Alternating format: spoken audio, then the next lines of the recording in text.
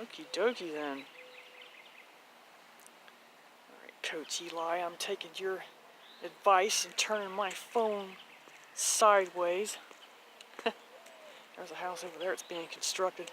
Every time I come to my in-laws, I take me a little walk down memory lane over here. Back in the day when I lived on this street. And that house, not this one, but the one next to it.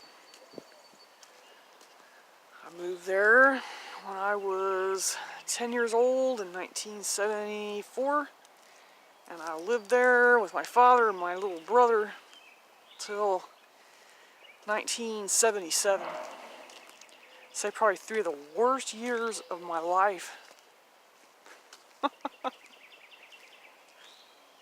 were spent in that house right there. And on this street. Looks beautiful now. This used to be brick back in the day when I lived here, so these people have painted it white. I guess trying to cheer it up a little bit or whatever, but I'm telling you, I don't know how anyone could live in this house after the horrors that went on in this damn house right here. I've got pictures of me standing outside that gate right there with Michael, my husband I'm married to now. When I was 14, he had just turned 18, or was about to, and went to the army. Anyway, little house full of horrors right there. Really was. This tree was small. This tree is huge now because, you know, I was young. I was a little kid. I'm in my 50s. I'm a granny now. Little bitty tree. It was just a twig. Now it's a huge tree. That right there's the gate next to the oops. I don't know if people really want to see the damn license plate on that, but anyway, and then right across the street was this creek where I used to play. And then right up there, there's railroad tracks. Me and my friends play up there by the railroad tracks all the time. This is the stream. I mean, I threw my brother right in here more than once.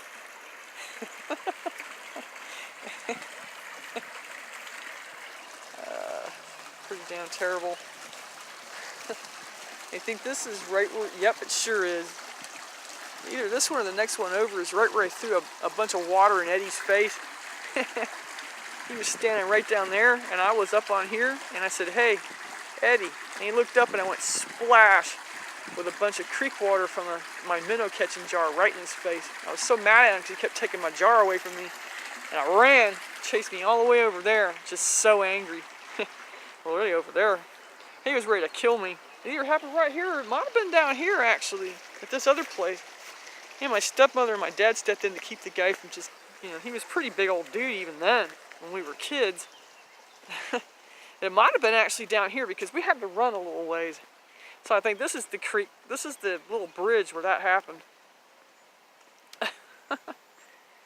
I guess they're getting ready to throw some rocks in there, but man, back in the day when we were young, you could catch minnows in here, and you know, you could catch big old turtles and snapping turtles.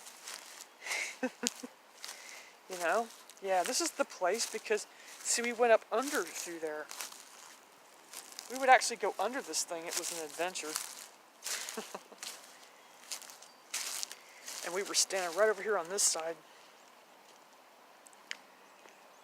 which they fixed this creek. It didn't have all these rocks on it at the time.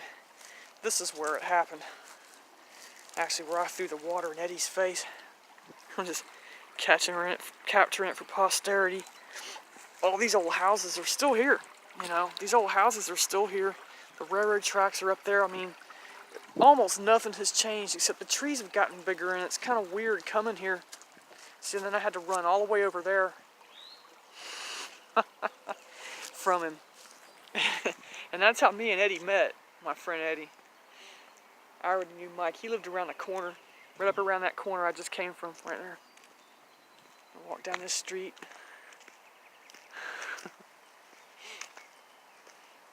This street right here, everything's kind of grown up. Back in the day, in the 70s, when I lived here, most of these trees were little, and there wasn't a lot of stuff growing up around here. There was a lot of children. You would not have come out in this street back then and not seen kids playing out here. A lot of kids out here. There was kids in practically all these houses. Unbelievable how many children, you know. You don't see them now. You don't see no kids out here. Not even for Easter. People just stopped having them, I guess. Whatever. I'm a boomer. The very last, littlest boomer. So, you know, there was a lot of kids on this street. And as you can see, there's nothing. This is Easter. There's no children out here. You see kids on bikes, big wheels, skates, everything. Playing in the creek, running in packs. You know, jumping on trampolines in backyards. I would come walk up here on weekends and go visit my little friends. And they lived here in this house on the corner. And I'd spend most weekends down here at this house to get away from my house. I'm trying to figure out where this is at. Because man, stuff does look a little bit different here. There was a big pine tree in the yard. And I guess it's still there, but it just looks kind of weird where it's at.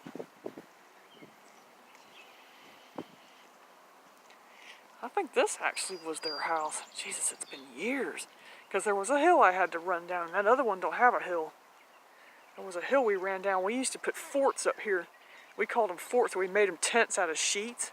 And had them all over here. And that's the driveway. You know, where he used to play his little records and junk. Right there, man. I can't believe it's still there. Or I could come here and see it. And he kind of went up this way.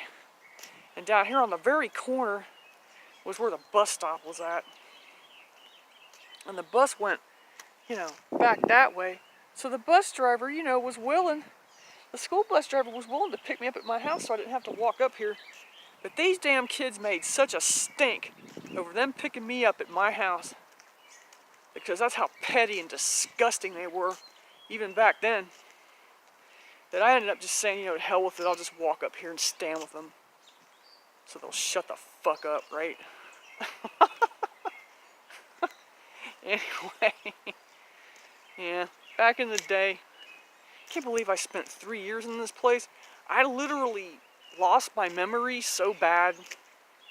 Tried to forget so much the horrors I went through on this street and in that house that I lost a whole year of memory. Forgot how long I was here. That's the power of denial, people. The sheer power of denial. You know, you'll just forget large chunks of time. Large chunks of time. Anyway,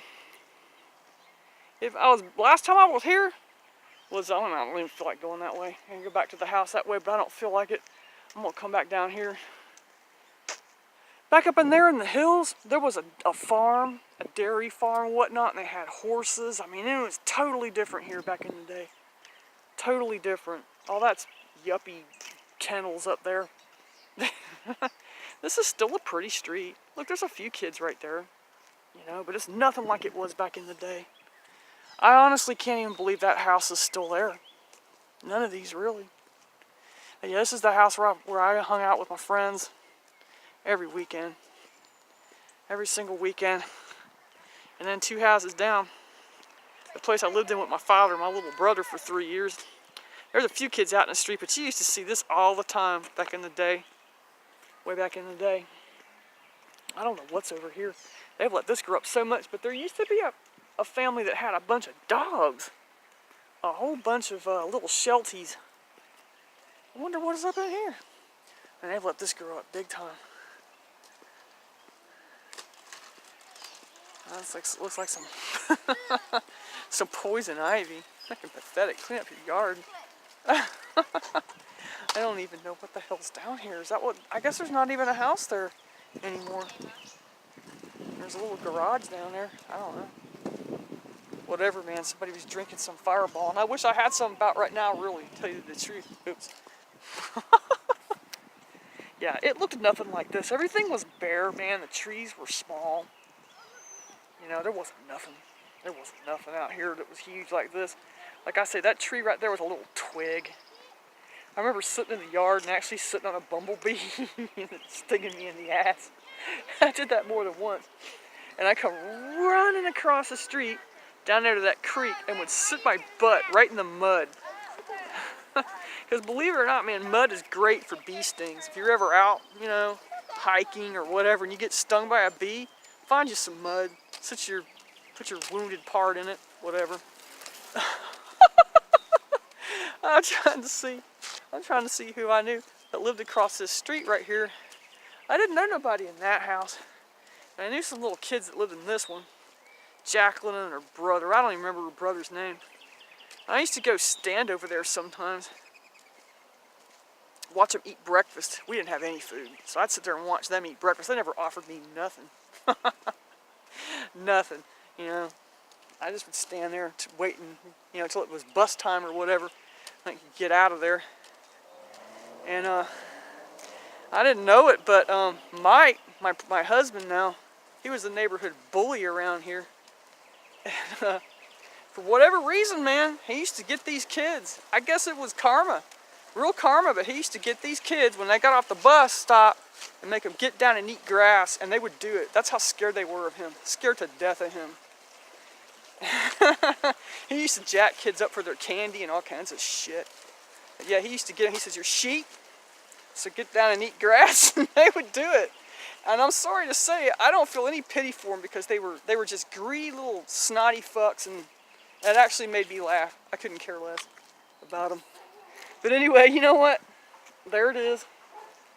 I got closer because there wasn't, you know, too much in the parking lot. I don't guess people can really know who the hell these people are or whatever. This was tiny, nothing there. Now these people, they lived next to my house on the side that the bedrooms are at, and they heard stuff. There was a big fight right along this fence between them and my dad because they told him they didn't feel right with God about what they heard going on in that house over there at night. And he actually punched the guy in the face and told him that he had better shut his damn mouth, mind his own business, or he was going to come over here and burn their house to the ground and kill his whole family. And that is the truth because I actually heard it and saw it. So, you know, the dude never said anything. I'm surprised he confronted my father. Lesson number 1, never confront a psychopath. Never confront a psychopath. It's a mistake. Just call the law. Lesson 1 on psychopathy. Don't confront them people, right? Anyway, enough of that piece of shit. And this is the street I lived on, you know, when you know, during those years. And it was some good times, some bad times. But anyway, I figured I'd come down through here and just take another look at it. You know, in the summer. But I tell you, well, it's not summer yet, it's spring. It's a little bit cool out here. It's really freaky coming down this street and looking at it and feeling any kind of cold because it reminds me of those times and what I went through. It just takes me right back there, and I could see, you know, myself locking myself in that spare room that had no heat in it and just playing one record over and over and over and over again till it drove the old drunk crazy. You know, I had no empathy for him at all, whatsoever. Anyway, I really don't like even coming over here at all, to be honest with you, but, you know, I gotta do it because it's, you know, part of my duty as my husband's wife to come over here when his in-laws are always having some kind of family stuff going on. I have to come to it. They're nice people and all, man, don't get me wrong. It's just, I'd rather just be alone. Most of my family are dead, except for my mom and my sister. And it's just, holidays suck for me. I'm really not into them, and that's a big reason why, you know. I mean, sometimes you can handle putting on, you know, faking it till you make it sort of thing and getting by with it. And other times, you ain't got what it takes, you know. But this has become actually quite a pretty street. And I've considered, you know, moving over here because there's always cheap houses over here in this area, but I just don't think that really it would be good for me mentally. So anyway, that's my my Easter here up in the old hood. I'd rather be at the beach, actually. But anyway, happy Easter, folks.